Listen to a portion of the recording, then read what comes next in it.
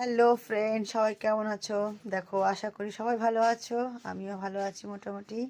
আজকে খাবারে দেখো কি আছে, দেখো এটা কি বলতে পারবে? আজকে আমি বানিয়েছি আলু সবজি গ্রেভিওয়ালা, এই দেখো। আর হচ্ছে মটর বাটি, এই যে মটর বাটি বানিয়েছি। দেখতে কেমন লাগছে অবশ্যই জানাবে। খেতে তো হেভি টেস্টি লাগে, আমি জানি। যারা খেয়েছো তারা অবশ্যই জানবে অনেক টেস্টি লাগে।